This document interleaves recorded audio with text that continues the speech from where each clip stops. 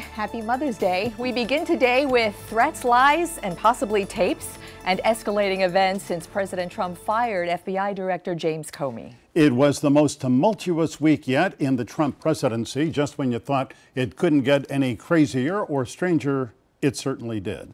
The president had growing concerns over James Comey as the FBI director, and it all came to a head on Tuesday when he fired Comey in a most unceremonious way. Little dignity was afforded to the man who had run the agency under President Obama and had tenure to run it under President Trump. The most troubling question was the timing while Comey was leading an investigation into Russian interference in last year's election. Some say it may have bordered on obstruction of justice. Two of South Florida's former U.S. attorneys are here to weigh in. Roberto Martinez, now a partner at Colson Hicks Eidson, was U.S. attorney for the Southern District of Florida from 1992 to 93, appointed by George H.W. Bush. And Kendall Coffey, a partner at Coffey Burlington and U.S. attorney here from 93 to 96 under President Bill Clinton. Good morning. Thank you so much for coming in this morning. We are so glad that you two distinguished attorneys, former U.S. attorneys, are here. Bob Martinez, tell us when you heard the news on Tuesday that Comey had been fired and the reasons that were given. What did you think? Glenn and Michael, thank you for having us on your program. I was suspicious of the motive and I questioned the timing. I did not approve Comey's public disclosures last year during the investigation of Secretary Clinton, and I thought there was reason enough for Obama to fire him last year. You thought he had usurped power by going ahead and saying Hillary Clinton would not be prosecuted. He violated a whole number of policies and practices and precedent of the Department of Justice. I think if President Trump wanted to fire him, there was a time to do it right after the inauguration. So when I heard the news this week, I was immediately suspicious of the motive, and I questioned the timing. I was surprised, like the rest of the country. Like Bob, I thought that Comey had certainly acted in some ways that were unprecedented and irregular, both with the July press conference, declining a prosecution that he had no right to decline as the FBI director, and then later the so-called October surprise. I had a sense that it was going to sooner or later get him into a real clash with President Trump. I didn't expect it at the time, but after getting over the surprise, my thoughts turned to what's next, because we've got very serious investigation going on. We don't want it disrupted. We want it moved forward. What's next? Isn't that, I mean, obviously the president can hire or fire whomever he would like to do and had every right to fire Comey for any reason or no reason at all. But Roberto, the timing, to your point, the timing and the context really is what makes this an issue. That's why we're even talking about this, is it not? Right. So you use the president's own words. Right? In a job interview of the FBI director to determine whether to keep him or fire him, he asked him, "Do you have me under investigation?" Now tell me if that isn't intimidation. Okay. So, and then later on, when he explains the reason for the firing, he said that he wasn't relying on the recommendation to fire him, that he had made his own decision, that he wanted that investigation to stop. He said it was nonsense. Well, these are his own words. And James Comey, through associates, told the New York Times that some of the conversation, which happened 1 week after the president was sworn in, first of all, it was to, allegedly, to get Comey to swear loyalty to the president. And Kendall, when you and Bob both took your oath of office to be U.S. attorney, you swore allegiance to the Constitution of the United States. You didn't, even though you were appointed by Bill Clinton, you didn't say, "I raise my hand and I support Bill Clinton." No, you leave all politics behind when you go into the Department of Justice. But we've seen unfold over the past week. First, the White House press staff came out, and then the vice president came out, and then the president himself did a network television interview that the country watched. And in those three interviews, all coming from the White House, 3 or maybe more different reasons for the firing came out. And to me, as just a casual observer, what's so troubling is this changing story. Again, the president had every right to do it, but the story keeps changing. And the credibility factor, what does it do to the credibility factor of the White House if the reasons for the firing keep changing? Well, and I think even now, we don't really know what the reasons are. We'll continue to read about in the memorandum prepared by the Deputy Attorney General. He cited the fact that in the meetings before Congress, in the testimony, Comey said that whatever mistakes he may have made before, he would have done the same thing over again. And if that's true, then that might have been a legitimate basis to take a closer look at him. But you said he wasn't doing a good job. The president but had said there have been multiple explanations. And we all know the more explanations you have, the less convincing they become. Yeah, but Bob Martinez, the explanation that really raised eyebrows, I know, including yours, was the interview with NBC's Lester Holt on Thursday. Correct. Where he said, well before I got the recommendation from Rod Rosenstein or from Jeff Sessions, I had decided to fire him because I was thinking this Russia thing, and it got me upset, and so I just fired. I did it. Correct. So let's disregard everything else and just focus on the president's own words. So the president's own words, changing story, but the last version he gave to Lester Holt was that he had already decided to fire Comey. He didn't like the investigation. He wanted it stopped. If he did that, and by the way, if there was a pending grand jury investigation, if that was part of the component, then there's a potential here for an obstruction of justice, because you need to have a pending legal proceeding under the federal obstruction of justice statute. Now, I'm not saying that he's guilty of it, but there certainly is more than probable cause to believe that an offense has been committed. Okay, so from a prosecutorial point of view, you hear the president say that.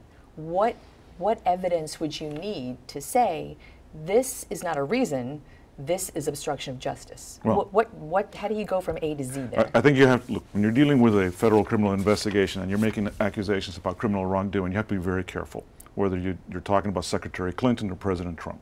Okay, so you have to make a very thorough investigation. You need to talk to a lot of people. You need to interview him, President Trump. You need to interview the FBI director, Comey.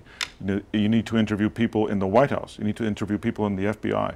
You need to do a lot of things before you actually reach the conclusion of charging anybody. But is there definitely probable cause to believe that a federal offense was committed? If there was a grand jury investigation as a component of the investigation, then that's a pending legal proceeding, and that could give rise to an obstruction of justice. All right, well, obstruction of justice, as we know, anybody who has followed politics, was at the heart of both the impeachment of Bill Clinton and Richard Nixon 43 years ago.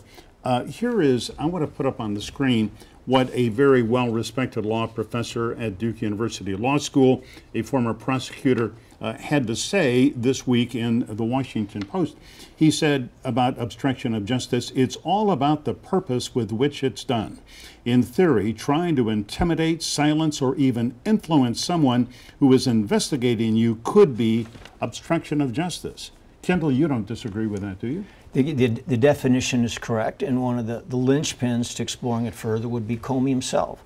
Would he say under oath that he believed that President Trump was trying to intimidate him, James Comey, into shutting down the investigation? If he did, that would be a serious thing. Yeah.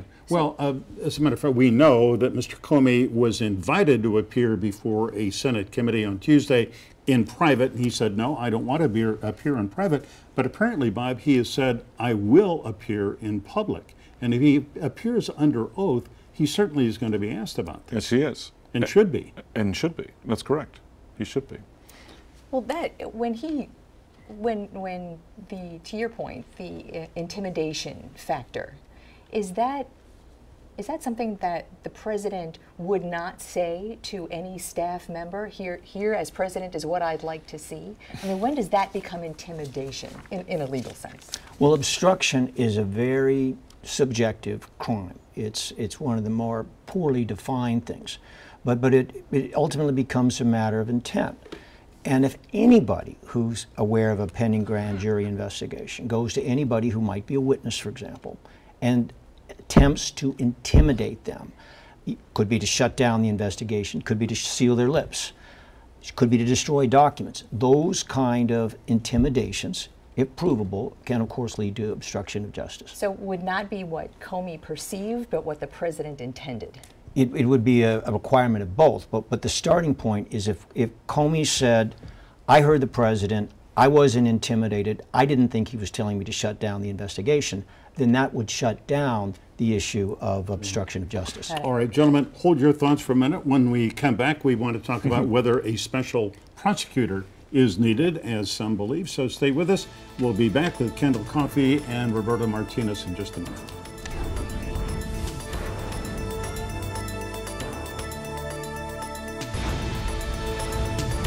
We are back with former U.S. attorneys Roberto Martinez and Kendall Coffey talking about the "you're fired" moment this week with the president. And I know you both are not on Twitter, but I know that you heard about at least the president's Twitter blitzkrieg on Friday morning, among which was a tweet that said that everyone is now talking about, James Comey better hope there are no tapes of our conversation.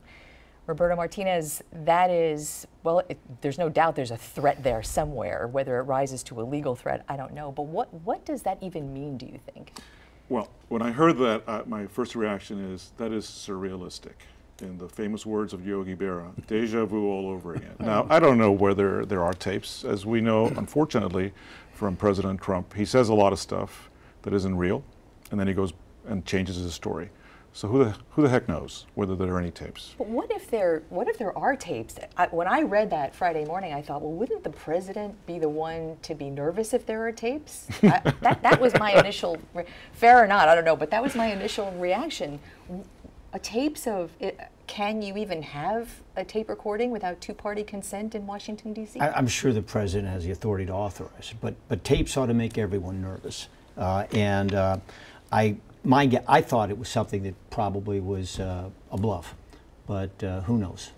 I think the question, let's look forward a little bit, is what happens next, and something that a lot of Democrats in Congress and some other people in the legal establishment think should happen is a special prosecutor. Now, Bob, the Department of Justice, the Attorney General, would he not be the person to say, yes, I'm going to appoint a special prosecutor? But as you explained to me in an email earlier this week, there are special conditions that apply before that happens. There are regulations within the Department of Justice that allow for the appointment of a special counsel. Special counsel. Now, the Attorney General has recused himself from this investigation, so now it's in the hands of the Deputy Attorney General.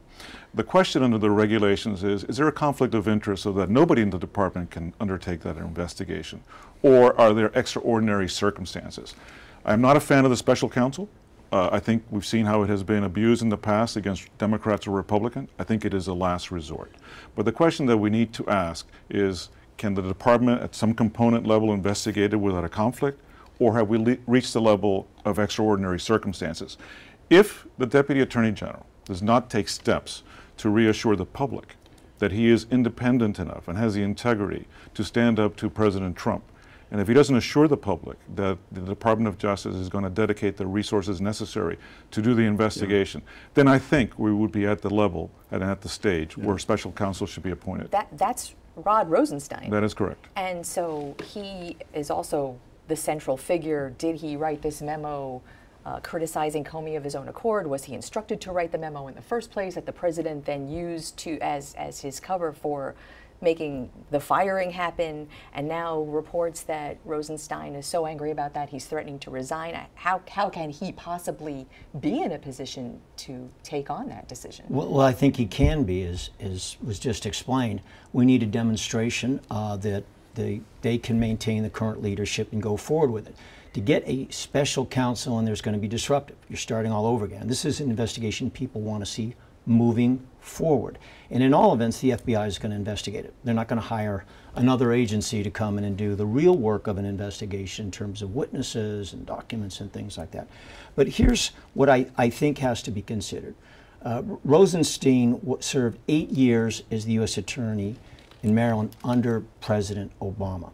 He's got an impeccable record. And yeah, we've all gotten in a little bit of bad weather lately, but he is an outstanding and highly respected prosecutor and the other U.S. attorney that is leading the investigation appears to be the Eastern District of Virginia, also an Obama appointee. So at this point, I think if we can step back and look at the attorneys, the prosecutors who are in charge in the driver's seat on this one, I think we can have some confidence in them. But on the other hand, it's got to be demonstrated going forward that there is not a conflict of interest, that this is an investigation we can trust. Lena, if I may follow up on that. Sure. I agree with Kendall, 100%. There are a lot of great people in the Department of Justice and in the FBI. The Deputy Attorney General knows that he was used by President Trump. He knows that. Okay. The public knows that he knows that. Right? So he is now diminished in the eyes of the public. He must do something quick this week, whether it's in his presence. He's going to appear before Congress on Tuesday, I believe, in a closed-door hearing. He can say something after he comes out, perhaps?